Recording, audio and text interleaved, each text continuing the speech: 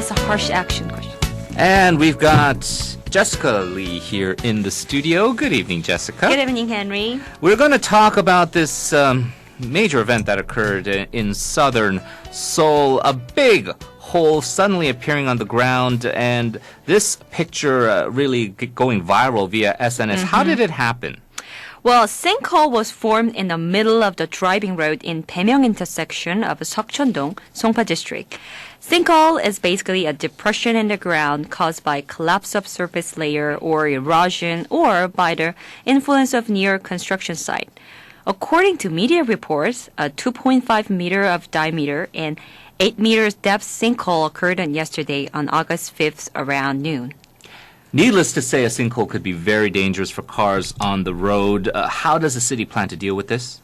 As soon as the incident was reported, police blocked the incoming cars around the intersection, and Dongbu Road Management Team and Urban Infrastructure Engineering Team were called for the restoration jobs on site.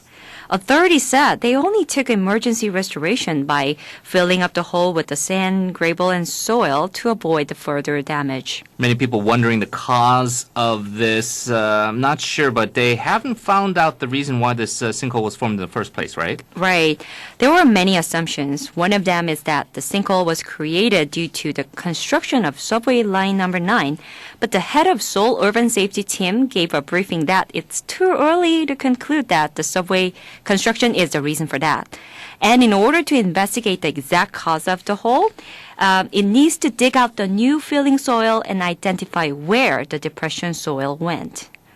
Now, the head of the Seoul Urban Safety Team did mention it's too early to determine the cause, but what other possible scenarios are left? There is another assumption based on the series of 5 to 6 sinkholes, which is discovered around the second Lotte World construction site. Although the theme park kept insisting that they have nothing to do with it, and also claimed that the starting point of the Seokcheon sinkhole is in fact where the excavation work of the subway line number 9 was conducted. Yeah. So the analysis to find the exact cause of the sinkhole will take 7 to 10 days, and the traffic of a Baemyeong intersection will be partially restricted during the investigation period. So some inconvenience there with traffic, but of course we do need to keep the cars safe. Let's turn to a memorial project for the Sewol Ferry victims organized by Seoul. They've announced a new plan. Yes, Seoul City has archived the records of a Sewol Ferry disaster from the memorial altars at Seoul and Cheonggae Plaza. It was stored in 89 boxes supported by the Korea Association of Archivists. A total of 51 volunteers consisting of young students from Seoul American Elementary School and college students. They all participate in the sorting and arrangement process. What kind of records do they store in these boxes? The collection includes some 5,000 messages that were written on Hope message board and yellow ribbon and many folded paper ships, which was displayed in front of the Seoul Plaza. And the artwork hung on the Cheonggae Plaza called Unbloomed Flowers by painter Lee Mok-sang. It will be placed on the Children's Grand Park. And the overall plans, what are they going to do with this? The collection will be used as a part of exhibition to be showcased this fall, and the publication of memorial record is under review. A similar project will also be jointly carried out for the official memorial altar in Ansan. All right, great. Let's talk about something interesting, perhaps directly related to future Jessica plans. If you are a working mother, you might want to pay close attention to this. Sure. It is about Seoul City's Center for Working Mothers. Ever since the center started its service for working moms from July 2013, they are having a total of 3,000 cases that were handled. In 2 years, 459 cases were dealt through online consulting services, and 3,000 cases were offline meetings. So by 81%, majority of complaints were about conflict at workplaces during before and after pregnancy or maternity leave. I know you're going to get into specifics in terms of these cases are concerned, but just curious, Jessica, because you're so successful in doing all these various media jobs. I don't know, if you got married and you had kids, would you be those stay-at-home cooking all day and doing sewing and all that? I assume you'd probably be a working mom, no? Probably. I was more toward being a working mom, Right. but Before I answer that, it may be more helpful to go over a few actual cases as example. So first case, during an announcement from its CEO about layoff, a pregnant woman and female staff were fired. This pregnant woman was only a few weeks before her maternity leave, but the owner ordered her to come to work just before her supposed maternity leave. So, what actually happened for this incident? Certified labor attorneys from the Career Center for Working Moms filed a statement of reason as a representative to Seoul Region Labor Relation Commission for unfair dismissal. After a few meetings with the related people with attorneys and investigators from Labor Relation Commission, both sides agreed to a condition only 3 days before inquisition meeting. As a result, this pregnant woman received 90 days of pregnancy leave, a year of maternity leave, and even her unemployment benefit. Well, it's good that she got what she felt she had a right to receive. Now, what other cases can you cite as an actual example?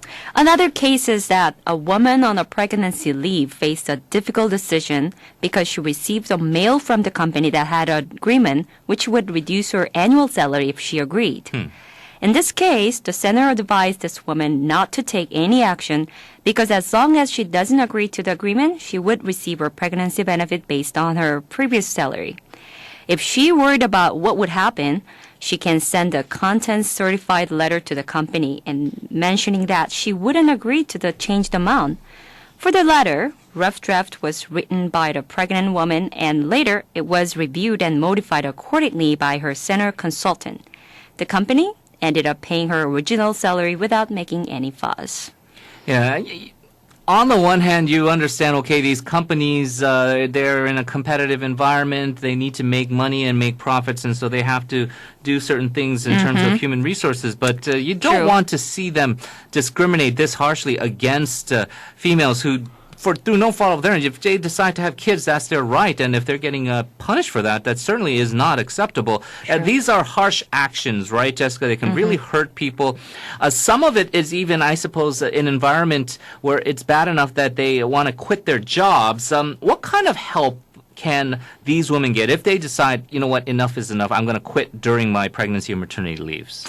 Sometimes these inconsiderate action from companies hurt feelings of pregnant women, and quite a lot of them refuse to go back to work. In actual case such as these, a pregnant mother took favorable position in dispute by sending a content-certified letter.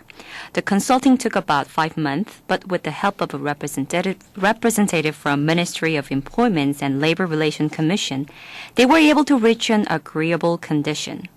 Finally, she received her severance pay and unemployment benefit. But this was not easy task. The results came after more than 30 consulting sessions. Yeah. There is always pros and cons with this kind of situation. I think a lot of people like the security and the benefits you receive working for a corporation. But if you're kind of like Jessica or myself, we're freelancing, at least, I mean, there are certain pitfalls with that, but at least we don't have to be worried about these kind of situations, about these layoffs or cut and pay or whatever. Overall, though, it does seem like the center has provided some pretty good helpful advice, as well as taking strong actions for working moms. But you're saying now there are other services they have?